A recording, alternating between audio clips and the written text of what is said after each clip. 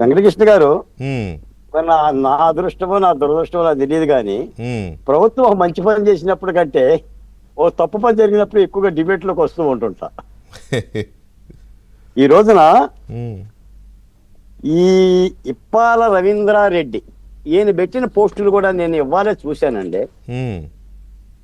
రక్తం ఉంటే మరుగుతుంది, ఇది సాదా సీదా పోస్టులు కాదండి. వీటిని వినిపించటం కానీ వీటిని చదవటం కానీ చెప్పటం కూడా చాలా ఇబ్బందికరమైన విషయం, బాధాకరమైన విషయం. లోకేష్ గారిని వదల్లా, చంద్రబాబు నాయుడు గారిని వదల్లా, ఆర్థిక మంత్రి నిర్మలా సీతారామన్ వదల్లా, ఆమె భర్తను వదల్లా, దైవాంశుని వదల్లా, స్వర్గీయ ఎన్టీ రామారావుని వదల్లా. అవును, వాడు వాడు వాడు డు అనే పదం వాడటానికి మీరు చాలా బాధపడుతున్నారు. వీడు పశువు అండి, వీడు పందండి. ఇదే గినక అడవిలో ఉండే గుత్తి కోయలైతే వీడివి కిందవి కోసుకెళ్తారండి. శిక్ష అలా ఉంటుంది. తెలుగుదేశం పార్టీ కాబట్టి, లోకేష్ గారు కాబట్టి తెలుసో తెలియకో భోజనం పెట్టి పంపించాడు. ఈ మాట కూడా చెప్పడానికి నేను సిద్ధంగా ఉన్నా. వెంకటకృష్ణ గారు, బ్రహ్మం గారు అన్నంలోకి రాయి వస్తే తీసుకోవాలంటున్నాడు. పగిలిపోతుంది. ఏం చేస్తున్నాము, పరిపాలన ఏం చేస్తున్నారు? ప్రజలు గొర్రెలు కాదు, గొర్రె మందలు కాదు, మేము అసలు గొర్రెలం కాదు.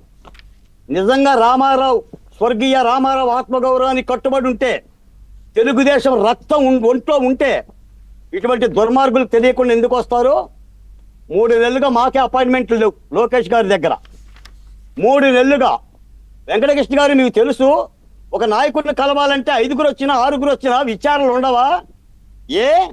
ఈ సంస్థకి ఆయన ఉన్నాడని సంగతి తెలియదా? సిస్కోలో కోఆర్డినేటర్ ఎవరు ఇప్పాలని తెలియదా?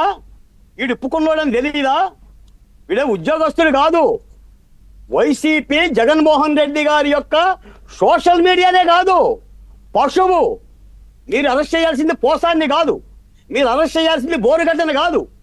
ఇదిగో ఇతన్ని మీరు వీళ్ళతో చర్చలు పెట్టి మంతనాలు చేసి 20 లక్షల ఉద్యోగాలు ఇస్తున్నాం మేము, మాకు తెలియకుండా వచ్చాడు, తెలిసినమ్మంటే ఈమెయిల్ పెట్టాం.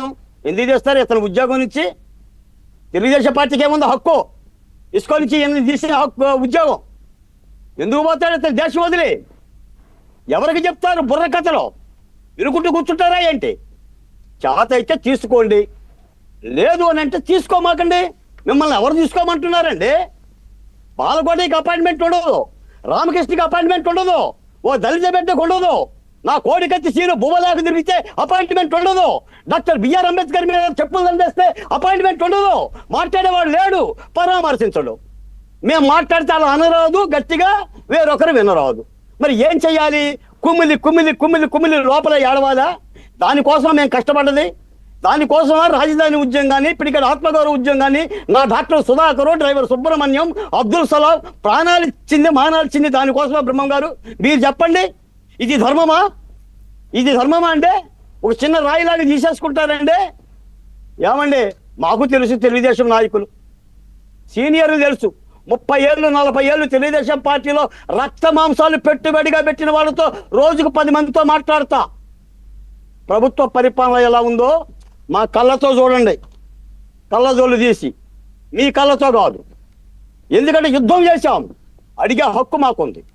మేము అడగడం తప్పైతే మన్నించండి, అడగొద్దు పాల్గొట్టయ్యా, మీకు ఆ హక్కు లేదు అని మీరు అనండి. చేతులు కట్టుకొని కూర్చుంటాం, చేయగలిగిందేం లేదు.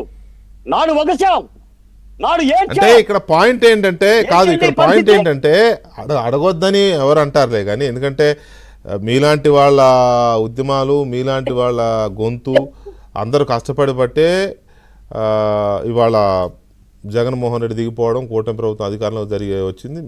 నో డౌట్ మీ ఆవేదన అర్థం ఉంది. అయితే వచ్చేవాడెవడో లోకేష్కి తెలియదు. ఆ టీము, ఒక టీం వస్తుంది, ఆ టీమును కోఆర్డినేట్ చేసిన వాళ్ళు ఎవరు, ఎలా ఉంటది కదా, సెక్యూరిటీ ఉంటుంది, తర్వాత ఎవరెవరు వస్తున్నారు. కాదు వెంకటకృష్ణ గారు, ఒక మాట, అంత సాదా సీదాగా ఉండదు వెంకటకృష్ణ, ఉండదు.